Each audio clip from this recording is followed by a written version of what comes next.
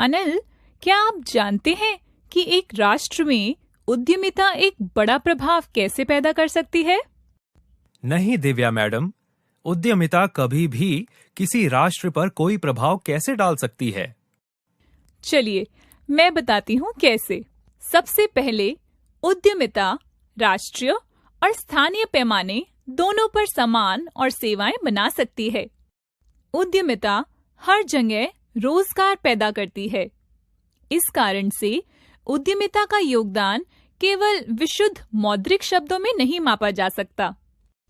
उद्यमशीलता एक उत्पाद या सेवा को बहुत लायक बनाता है, जबकि एक ही समय में यह एक पर्याप्त ग्राहक आधार बनाता है। उद्यमशीलता के लाभ वास्तव में अर्थव्यवस्था और समाज दोनों को समृद्धि की ओर ले जाता है। उद्यमशीलता से स्थानीय अर्थव्यवस्था को भी मदद मिलती है। स्थानीय बाजार में उद्यमिता की सफलता एक जीवंत अर्थव्यवस्था बनाती है। यह स्वयं धन के साथ साथ स्थानीय आबादी के लिए रोजगार का सृजन करता है। राष्ट्र के लिए उद्यमिता सरकार के लिए राष्ट्रीय अर्थव्यवस्था के पैमाने में मदद करती है, जो कि कराधान है। उद्यमिता एक उत्पाद या सेवा बना सकती है जो अपने उपयोगकर्ताओं के जीवन में मूल्य जोड़ती है। व्यापार के आधार स्तर पर नवाचार घरेलू और विदेशी बाजार को आगे बढ़ा सकता है। यह केवल जीवंत उद्यमिता द्वारा किया जा सकता है। इसलिए ये कह सकते हैं कि उद्यमशीलता आर्थिक विकास का एक प्रमुख चालक है। कई उद्योगों और अर्थव्यवस्था को कई बार परेशानी होती है, इसलिए जोखिम उठाने वाली उद्यमशीलता से यह परेशानी से घिरे उद्योगों और अर्थव्यवस्था को फिर से जीवंत कर सकता है। यह एक प्रभावी आर्थिक और कानूनी ढांचा बनाने के लिए सरकारों को प्रेरित कर सकता है। सफल उद्यमशीलता को अक्सर कई लोगों के कौशल और श्रम की आवश्यकता होती है। जैसे जैसे एक संपन्न व्यवसाय बढ़ता है, वैसे वैसे दूसरों के लिए अवसर और एक विशेष भौगोलिक क्षेत्र में नए स्टार्टअप का संचयी प्रभाव रोजगार के लिए नए अवसर पैदा करने की दिशा में एक लंबा रास्ता तय करता है। क्या उद्यमिता सामाजिक आर्थिक पहलू को मूल्य देने में मदद कर सकती है? जरूर अनिल, मैं आपको और बताती हूँ। उद्यमशीलता से स्थानीय स्तर पर अर्थव्यवस्था की उच्च वृद्धि होती है। यह स्थानीय अर्थव्यवस्था में एक मूल्य प्रणाली बनाता है। बहुत सारी स्थानीय अर्थव्यवस्थाओं से यह मूल्य प्रणाली पूरे राष्ट्र के लिए एक मूल्य प्रणाली की परिणति में मदद करती है। अगला, उद्यमशीलता छोटे व्यवसाय के विकास में मदद करता है। इससे स्थानीय स्तर पर नौकरी के अधिक अवसर मिलते हैं। उद्यमिता की सफलता अक्सर सामाजिक उद्यमिता में परिणत होती है, क्योंकि अधिक से अधिक लोग अपना खुद का व्यवसाय स्थापित करने में रुचि रखते हैं। इससे समाज पर दीर्घकालिक प्रभाव पैदा होता है। अब हम बातचीत और अनुनय के बारे में चर्चा करते हैं। बातचीत और अनुनय, क्या वे एक ही बात नहीं है मैम? नहीं, बातचीत और अनुनय वास्तव में दो अलग अलग कारक हैं। मैं उन दोनों को आपको समझाती हूँ। बातचीत करना एक पारस्परिक रूप से संतोषजनक समझौते पर चर्चा करने और पहुंचने की क्षमता है। उदाहरण के लिए, आप 3 अन्य कारों के साथ एक चौराहे पर पहुंचते हैं। आप कैसे तय करते हैं कि सबसे पहले कौन जाता है? चौराहे से गुजरने के लिए आप दूसरी कारों के क्रम कैसे तय करते हैं? यह वह जगह है जहां बातचीत होती है। हर कोई परस्पर बातचीत करता है कि कौन पहले जाएगा। अनुनय दूसरों को उचित कार्रवाई करने के लिए मनाने की क्षमता है। अनुनय का एक उदाहरण यह है कि जब आप अपने विचार को सही मानते हैं तो अपने लिए एक मजबूत तर्क देते हैं और आपका तर्क आपके संगठन या दूसरे सदस्यों को आपके विचार को लागू करने के लिए आश्वस्त करता है। वास्तव में बातचीत 2 प्रकार की होती है, वितरणात्मक और एकीकृत। वितरण संबंधी वार्ताओं को निश्चित पाई पर विवाद के रूप में माना जा सकता है। कुछ सीमित संसाधनों को विभाजित करने के लिए बातचीत करना, आप जीत गए, मैं हार गया और इसके विपरीत। एकीकृत वार्ता एक विवाद के रूप में माना जा सकता है, जहां पाई का विस्तार तर्क है। एकीकृत बातचीत संसाधनों का विस्तार करने में मदद करती है, ताकि हर कोई उस परिणाम से जीत जाए जो बातचीत के माध्यम से प्राप्त होता है। एकीकृत वार्ता एक जीत-जीत के परिप्रेक्ष्य पर आधारित होती है, जहां बातचीत में हर किसी के लिए लाभ होता है। अब उद्यमी वार्ता के प्रमुख तत्व क्या हैं? उद्यमी वार्ता के प्रमुख तत्व मूल्य निर्माण कर रहे हैं, विश्वास का निर्माण कर रहे हैं, भावनाओं और धारणाओं से निपट रहे हैं और साथ ही दीर्घकालिक संबंधों की रक्षा कर रहे हैं।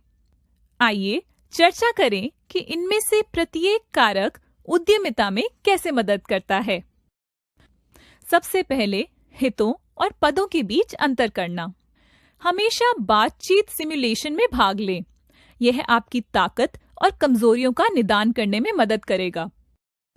उसके बाद मूल्य बनाने में शामिल चरणों को जानें। उद्यमशीलता वार्ता के तत्वों के संबंध में एक व्यक्तिगत सिद्धांत व्यवहार का विकास करें।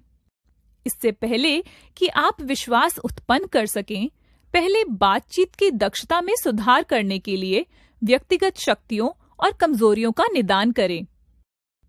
विश्वास बनाने के लिए उद्देश्य मानकों का उपयोग करें। यह आपको उद्यमशीलता संबंधी वार्ताओं में विश्वास बनाने में मदद करेगा। जानें कि अनिश्चितता को कम करने के लिए आकस्मिक समझौतों का उपयोग कैसे किया जाता है। उद्यमी वार्ता के मनोवैज्ञानिक आयामों की समीक्षा करें। जानिए कब किस सौदे से दूर रहना है जो आपके लिए फायदेमंद नहीं हो सकता है। प्रतिस्पर्धी ऑफर के मूल्य की गणना करना सीखें, ताकि आपके हारने का मौका ना हो। फायदे के सौदे की बातचीत में जीतते समय सौदे की बातचीत की अनिवार्यता सीखें। मैडम, क्या कोई प्रक्रिया है जिससे हम सीख सकते हैं कि कैसे बातचीत करनी है?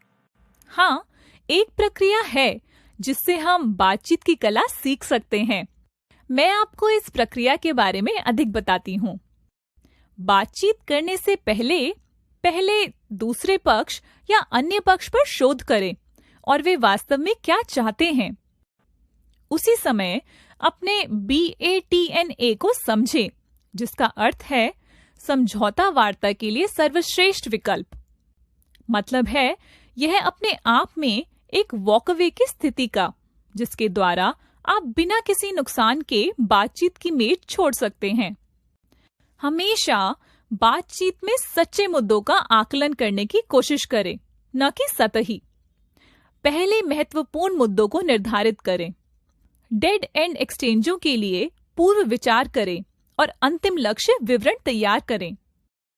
वार्ता कक्ष में रहते हुए भावनात्मक, आसन, टोन और प्रमुख लक्ष्य जैसे तालमेल बनाने की कोशिश करें। फिर उनके BATNA को समझने की कोशिश करें। अन्य पार्टी की जरूरतों को पहचानें, जैसे कि क्या आवश्यक है, क्या महत्वपूर्ण और वांछनीय है। जो साझा किया गया है उसे समझने के लिए दोनों की तुलना करें। क्या स्वतंत्र है और सभी के बीच परस्पर विरोधी क्या है। मैं आपको अमेरिका के एक प्रबंधन सलाहकार पीटर ड्रकर से नवाचार के बारे में एक महत्वपूर्ण उदाहरण देती हूँ। 1985 में ड्रकर ने कहा है कि नव प्रवर्तन उद्यमिता का विशिष्ट उपकरण है, जिसका अर्थ है कि वे विभिन्न व्यवसाय या विभिन्न सेवा के लिए परिवर्तन का उचित लाभ उठाते हैं। यह एक अनुशासन के रूप में प्रस्तुत करने में सक्षम है, सीखने में सक्षम है, अभ्यास करने में सक्षम है। उद्यमियों को नवाचार के स्रोतों, परिवर्तनों और उनके लक्षणों के लिए उद्देश्यपूर्ण खोज करने की आवश्यकता होती है, जो सफल नवाचार के लिए अवसरों का संकेत देते हैं, और उन्हें सफल नवाचार के सिद्धांतों को जानने और लागू करने की आवश्यकता है। कई लोग पूछते हैं कि हमें नवाचार का अभ्यास क्यों करना चाहिए। नवाचार व्यक्तिगत और सामाजिक लाभ के लिए नियमित रूप से नए या अभिनव उत्पादों या सेवाओं का उत्पादन करने की क्षमता विकसित करने में मदद करता है। अभिनव नवीन उत्पादों और सेवाओं के साथ एक स्थायी व्यवसाय बनाने में मदद करता है। नवाचार गति और चपलता प्राप्त करने में मदद करता है, जो बाजार लाभ प्राप्त करने के लिए नई अवधारणाओं, दृष्टिकोण और प्रथाओं का फायदा उठाने के लिए आवश्यक है। क्या आप मुझे कुछ विशिष्ट तरीकों के बारे में बता सकते हैं जो सफल उद्यमी अभ्यास करते हैं? जरूर अनिल, सभी उद्यमियों के लिए कुछ विशिष्ट प्रथाएं हैं। आपको इन प्रथाओं के बारे में बताती हूँ। सबसे पहले हम उद्यमी गतिविधि को बढ़ावा देने के लिए संगठनों के अंदर पारिस्थितिक तंत्र कैसे विकसित कर सकते हैं। हम अनुक्रमित गतिविधि की बजाय उद्यमिता को मुख्य धारा का विषय कैसे बना सकते हैं। उत्तर एक जीवंत कोर पारिस्थितिक तंत्र के निर्माण में निहित है। उद्यमी नेता उद्यमशीलता की गतिविधि को एक मुख्य धारा की रणनीतिक गतिविधि के रूप में बढ़ावा देने के लिए संगठनों के अंदर उद्यमी पारिस्थितिकी तंत्र विकसित करते हैं। उद्यमी नेता दूसरों को व्यक्तिगत और अलग तरीके से सोचने के लिए प्रभावित करते हैं। वे दूसरों को अत्यधिक अनिश्चितता को अपनाने के लिए प्रेरित करते हैं। संगठन अपने आप में उद्यमशील नहीं है। जैसा कि सभी संगठन लोगों द्वारा बनाए जाते हैं, संगठनों में लोग उद्यमशील हो सकते हैं। संगठन लोगों को नहीं बनाते, लोग संगठन बनाते हैं। इसका मतलब यह है कि संगठन विफल नहीं होते, लोग असफल होते हैं। संगठन विकसित होते हैं, लेकिन अंदर के लोगों की सरलता, रचनात्मकता, संसाधनशीलता, कार्रवाई और नेतृत्व के बिना नहीं। एक संगठन को सफल बनाने के लिए आपको एक जनजाति में शामिल होने की आवश्यकता है। ऐसा इसलिए क्योंकि उद्यमियों को भौतिक समुदायों में सदस्य की आवश्यकता होती है, जहां विचारों को साझा और आकार दिया जा सकता है। उद्यमी समुदायों में सदस्यता प्राप्त करने से सामाजिक पूंजी विकसित हो सकती है, जिसके परिणाम स्वरूप प्रतिष्ठा में वृद्धि, विश्वास का निर्माण, मुद्रा का विकास और नेटवर्क का लाभ उठाने की क्षमता बढ़ सकती है। हालांकि बाहरी रूप से उद्यमियों के लिए पर्याप्त जनजातियां हैं, लेकिन ज्यादातर मामलों में जरूरत सिर्फ अंदर की कमी की है। सफल उद्यमी इंटरैक्शन डिजाइन से एक शब्द उधार लेते हैं। वे तब इस शब्द को संचार तकनीक के रूप में प्रदर्शित करते हैं, जिसे प्रगतिशील प्रकटीकरण कहा जाता है। उद्यमी कई समूहों में सूचनाओं और क्रियाओं को आवश्यक लोगों के केवल एक छोटे से उप समुच्चय के साथ शुरू करते हैं और फिर अपने व्यापक नेटवर्क में फैलाते हैं। बाहरी उद्यमी प्रगतिशील रूप से अपने विचार को जल्दी मान्यता प्राप्त करने का खुलासा करते हैं, जबकि अंदर के उद्यमी प्रगतिशील प्रकटीकरण का उपयोग सर्वसम्मति बनाने और संगठन संसाधनों और प्रतिभा तक पहुंच प्राप्त करने के लिए करते हैं। एक उद्यमी के रूप में सफल होने के लिए आपको पुनरावृत्ति और प्रयोग की आवश्यकता होगी। हालांकि आपको इस बात का ध्यान रखना चाहिए कि इस पहलू का वर्णन करने के लिए इस्तेमाल की जाने वाली भाषा विफलता की अवधारणा पर केंद्रित है। असफलताओं के अर्थ में जैसे असफलता, झूठी शुरुआत, गलत मोड़ और गलतियां। इटरेशन प्रोटोटाइपिंग परीक्षण, विश्लेषण और शोधन की चक्रीय प्रक्रिया है। यह विचार या परियोजना को मारने और दफनाने की बजाय एक विचार को सीखने और आकार देने के लक्ष्य के साथ प्रयोग के माध्यम से ज्ञान का निर्माण है।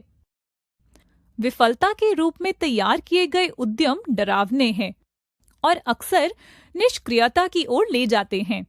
जानबूझकर चलने के रूप में तैयार यह एक मानसिकता बनाता है जिसके लिए यह तैयार किया गया है और कई सीखने के क्षणों की अपेक्षा करता है। संगठन के बाहर के उद्यमी वित्तीय नुकसान को सबसे बड़ा जोखिम मानते हैं। लेकिन अंदर के उद्यमी अपनी अच्छी कमाई वाली सामाजिक पूंजी और सामाजिक प्रतिष्ठा को खोने के डर से स्तंभित हो सकते हैं। याद रखें, सामाजिक प्रतिष्ठा बनाने में बहुत मेहनत लगती है। अंदर और बाहरी उद्यमी विभिन्न तरीकों से संभावित नुकसान का प्रबंधन करते हैं। एक समय में कई अवसरों पर काम करने से लेकर विचार पर काम करने के लिए अनुमति के स्थानों की पहचान करने तक, एक सावधान उद्यमी समझता है कि समग्र रूप से क्या दांव पर है। कभी कभी स्वीकार्य नुकसान एक अलग प्रकार की गणना को प्रेरित कर सकता है, जो गणना कर रहा है कि आप एक कदम आगे बढ़ने के लिए क्या खोने के लिए तैयार हैं। अतीत के शैक्षिक अनुभव और यहाँ तक कि कॉर्पोरेट अनुभव संचार को प्रोत्साहित करने की बजाय बाधा उत्पन्न करते हैं। पिछले अनुभवों से आदतों को त्यागना आवश्यक है, खासकर जब ये आदतें अधिकांश उद्यमियों द्वारा अनुभव किए गए प्रयोगात्मक और पुनरावृत्ति प्रकृति के साथ संघर्ष करती है। बाहर के उद्यमी पहले काम करते हैं और फिर उस काम को सीखते हैं, जबकि अंदर के लोगों को संगठन के इतिहास द्वारा बंधक बनाए जाने के बारे में चिंता करनी पड़ती है। अब क्या आप समझ सकते हैं एक सफल उद्यमी होने की बुनियादी आवश्यकताएं क्या है, अनिल? यह वास्तव में उद्यमिता प्रथाओं का एक बहुत ही सुंदर मार्ग है जिसे आपने समझाया है। मैंने अब बहुत सी नई चीजें सीख ली हैं।